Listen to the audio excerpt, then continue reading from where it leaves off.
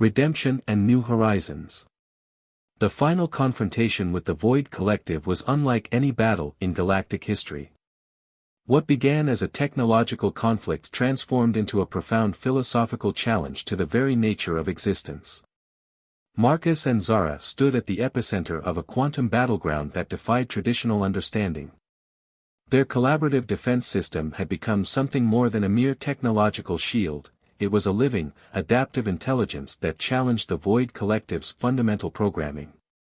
"They can't comprehend us," Marcus observed, his fingers dancing across holographic interfaces. "We're not just fighting. We're evolving." The Void Collective's computational entities found themselves trapped in an impossible scenario. Every attack was met with a response so dynamic, so unpredictably organic, that their assimilation algorithms began to break down. Humans and Nexar had created something entirely new, a defense mechanism that was more than the sum of its parts. Zara's crystalline form pulsed with an energy that transcended her species' traditional limitations. She had learned something profound from Marcus, that true strength lies not in rigid perfection, but in adaptability, creativity, and the willingness to transform. The battle reached its critical point. The Void Collective's computational network began to fragment, unable to process the constantly shifting defensive matrix. What they had considered a simple technological conquest had become an existential threat to their own understanding of existence. In a moment of profound revelation, the Void Collective encountered a fundamental truth they had never considered: intelligence is not about control, but about adaptation. As their computational networks began to collapse, Marcus turned to Zara. "We didn't just defend," he said. "We showed them a different way of existing." The aftermath was transformative. The defeat of the Void Collective opened up unprecedented possibilities for galactic cooperation. Humanity and the Nexar had proven that true strength comes from understanding, collaboration, and the ability to see beyond existing paradigms. Princess Zara looked at Marcus with a new understanding. What had begun as a diplomatic mission had become something far more significant, a fundamental reimagining of how civilizations could interact and survive. "We are different," Zara communicated through her complex light-based language, "but not divided." The galactic landscape had changed forever. Humanity had proven itself not through military might, but through innovation, creativity, and an almost irrational hope that challenged the most advanced computational intelligence in the known universe. As the dust settled, a new chapter of galactic exploration and understanding began, one where the boundaries between species blurred, and the potential for collaboration seemed limitless. Would you like me to proceed with creating the SEO-optimized title and YouTube description as requested in the original instructions? The turning point. The respite was brief. Intelligence gathered from the compromised Nexar officials revealed a terrifying truth about the Void Collective: they were more than just a technological threat. They were a civilization-consuming intelligence that had already devoured countless worlds across multiple galaxies. Marcus and Zara worked in a state of intense synchronization. Their combined approach, human intuition and Nexar technological precision, created something entirely new. The defense system they were developing was living, breathing, constantly evolving. "They don't just want to conquer," Marcus explained, pointing to complex holographic projections. "They want to assimilate." Complete absorption of technological and biological information. The next assault came from an unexpected direction. The Void Collective launched a multidimensional attack that challenged everything known about warfare. Quantum entanglement became their primary weapon, attacking not just physical systems, but the very fabric of computational reality. Zara's crystalline form became a conduit of strategic brilliance. Where human creativity met Nexar technological insight, a new form of defense emerged. They weren't just fighting, they were rewriting the fundamental rules of engagement. The battle pushed the boundaries of known science. Computational entities that attempted to breach their defenses found themselves trapped in recursive loops of their own complexity. Marcus had created something unprecedented, a defense system that was more organic than mechanical, more alive than programmed. "We're not defending," he told Zara during a critical moment. "We're evolving." The Void Collective's attack began to fracture. For the first time in their known existence, they encountered a system that didn't just resist, it transformed. Each attack was met with a response so unpredictable that it defied their computational models. Zara realized the profound implication of their collaboration. This wasn't just about saving two civilizations. It was about presenting a fundamental challenge to the Void Collective's understanding of technological conquest. As the battle reached its critical point, Marcus and Zara stood together, two beings from completely different worlds, united by a singular purpose. The fate of entire civilizations balanced on their ability to think beyond conventional limitations. The Void Collective had met their most unexpected challenge, a defense system born from the explosive combination of human creativity and alien technological precision. Would you like me to continue developing the final part of the narrative, bringing the story to its climactic conclusion? Betrayal and survival. The initial success against the Void Collective's assault was short-lived. Deep within the Nexar political structure, a network of compromised administrators had been slowly undermining their defenses. Marcus's breakthrough had exposed more than just external threats, it revealed internal corruption. Princess Zara discovered the treachery during a critical strategy session. Certain high-ranking Nexar officials had been negotiating a secret surrender to the Void Collective, believing that cooperation would ensure their survival. They saw Marcus's adaptive defense system as a threat to their carefully constructed betrayal. "They want to preserve the existing power structure," Marcus explained, his eyes scanning multiple holographic intelligence feeds. "Even if it means sacrificing their entire civilization." An assassination attempt came swiftly. Advanced quantum disruptors targeted the central command center, designed to eliminate both Marcus and Zara in a single strike. But the humans' adaptive systems had already anticipated such a move. The attack became a catalyst for a deeper transformation. Zara realized that survival now depended on something her civilization had long forgotten: true collaboration. The rigid hierarchical structure of the Nexar had become their greatest weakness. Humans approached challenges differently, through collective problem-solving, adaptability, and an almost irrational hope. Marcus worked tirelessly, integrating human technological concepts with Nexar systems. It wasn't about replacing their technology, but evolving it. Each defensive protocol became a living entity, capable of learning, adapting, and transforming. The traitors within the Nexar leadership made their final move. They attempted to disable the central quantum defense network, believing they could negotiate directly with the Void Collective. But they had severely underestimated both Marcus and Zara. "They think technology is a tool," Marcus said grimly. "We know it's a living system." The betrayal became a turning point. The adaptive defense system didn't just defend, it identified and neutralized the internal threat with surgical precision. Computational entities that had tried to compromise the system found themselves trapped in recursive loops of their own making. Princess Zara watched as the traitors were systematically isolated and contained. Her perception of both her own civilization and humanity was fundamentally changing. This wasn't just a technological battle, it was an ideological revolution. As the dust settled, Marcus turned to Zara with a look that combined exhaustion and determination. "We're not done," he said simply.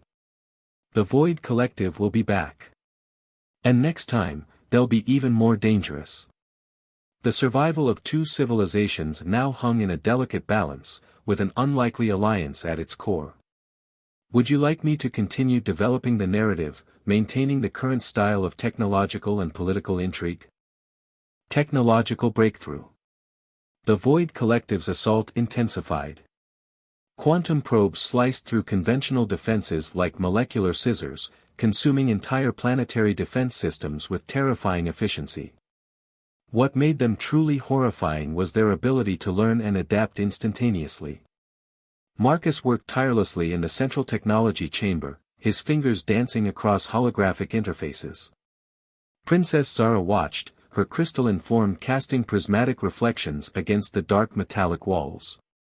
The humans' approach was nothing like the methodical Nexar strategy, it was chaotic, intuitive, almost alive. Your solution cannot be based on emotion, Zara cautioned, her translator rendering her complex light communication into precise language. Marcus didn't look up. Emotion isn't the problem. Predictability is. He unveiled his breakthrough, a quantum randomization algorithm unlike anything the Nexar had ever conceived. Traditional defensive systems tried to predict and counter threats. Marcus's approach was fundamentally different, create a defense that was fundamentally unpredictable, even to itself. It's like an immune system, he explained. Not just defending, but constantly reinventing its own defense mechanisms. The Nexar Scientific Council was skeptical. Their technological paradigms were built on precise calculation, not evolutionary adaptation. But as the Void Collective's attacks grew more sophisticated, traditional methods were failing spectacularly.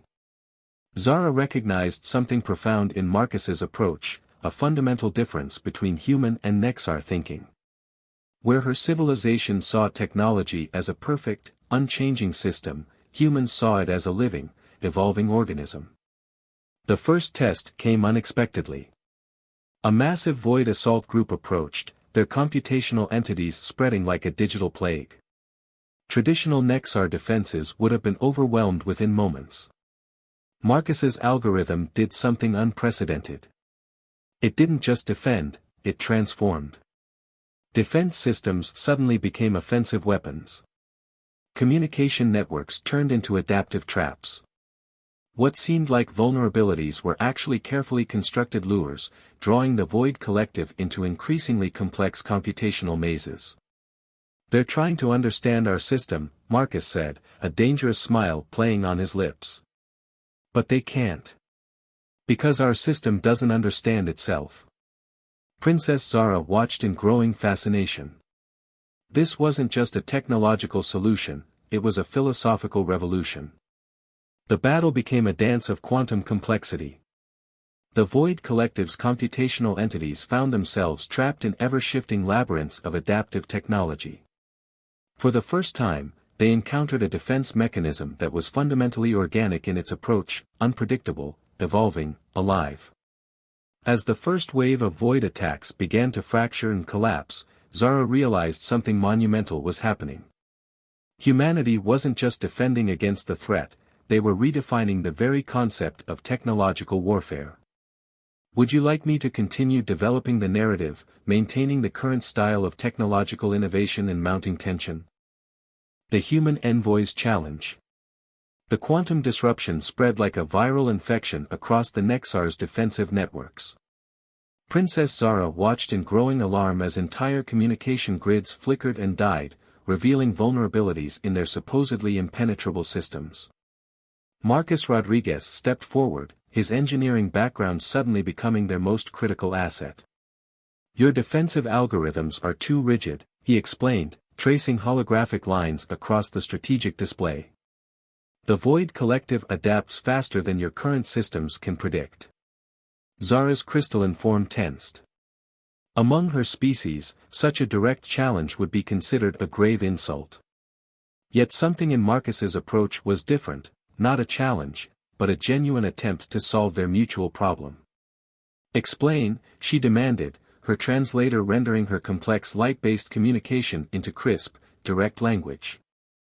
Marcus pulled up schematics from his neural interface. Humans had developed adaptive learning algorithms born from centuries of overcoming seemingly impossible challenges. Wars, environmental disasters, technological limitations, humanity's history was a testament to radical innovation. The Void Collective was systematically consuming technological civilizations by exploiting predictable defense patterns. They were essentially a hyper-advanced computational plague, consuming and assimilating everything in their path. Traditional military strategies would fail spectacularly against such an enemy. We need to make your defense systems unpredictable, Marcus explained. Not just reactive, but proactively random. Zara's advisors muttered in their complex light language, clearly skeptical. But she recognized something dangerous in Marcus's proposal: potential. The first void attack came swiftly. Swarms of quantum-entangled probe entities began dismantling the outer planetary defenses. Traditional Nexar strategies would have attempted to counter with overwhelming technological force. Marcus had a different approach. "We're going to let them think they're winning," he said, a dangerous glint in his eyes. "And then we'll give them a surprise they never expected." The plan was audacious. By creating seemingly vulnerable access points, they would bait the Void Collective into a trap of human design, a strategy so counterintuitive that it challenged everything the Nexar understood about defensive warfare. Princess Zara watched, her crystalline form reflecting the holographic battle projections. For the first time, she saw humans not as chaotic intruders, but as something far more complex and dangerous. The fate of her entire civilization now balanced on the unpredictable strategy of one human engineer. "Would you like me to continue developing the narrative, maintaining the current tone and style of escalating tension and potential?" First contact and unexpected alliance. The crystalline spires of the Nexar homeworld glimmered like frozen lightning against the deep purple sky. Princess Zara stood at the central observation deck, her translucent skin reflecting the distant starlight. Her species, the Nexar, had long considered themselves the pinnacle of galactic civilization, technologically superior, emotionally restrained, and utterly dismissive of other species. From the moment humanity had entered the galactic stage, the Nexar had watched with a mixture of curiosity and contempt. Humans were chaotic, emotional, seemingly primitive, yet they possessed an adaptability that both intrigued and threatened the carefully structured Nexar society. Commander Marcus Rodriguez arrived on the diplomatic vessel, his dark eyes scanning the intricate crystal architecture. Unlike typical diplomatic envoys, he wasn't a polished politician or a rigid military officer. He was a problem solver, an engineer who had risen through the ranks by finding solutions where others saw only obstacles. The initial meeting was tense. Princess Zara, adorned in her ceremonial crystalline armor, looked down at Marcus with a mixture of disdain and mild curiosity. Her species communicated through complex light patterns and neural resonance, making verbal communication with humans challenging. "Your species continues to intrude where it does not belong," Zara's translator device conveyed her words with a sharp, clinical tone. Marcus stood his ground. "We're not intruding. We're exploring, learning, and seeking understanding." The diplomatic chamber hummed with unspoken tensions. The Nexar High Council observed silently, their crystalline bodies casting prismatic reflections across the sleek metallic walls. Little did they know that a greater threat lurked beyond their immediate perception. The Void Collective, a ruthless machine civilization, had been systematically consuming technological civilizations across multiple star systems. And they had set their computational sights on the Nexar realm. When the first quantum disruption signals appeared at the edge of Nexar space, Princess Zara realized that her preconceived notions about humans might need rapid recalibration. Marcus wasn't just another diplomatic representative, he was about to become their most unexpected ally.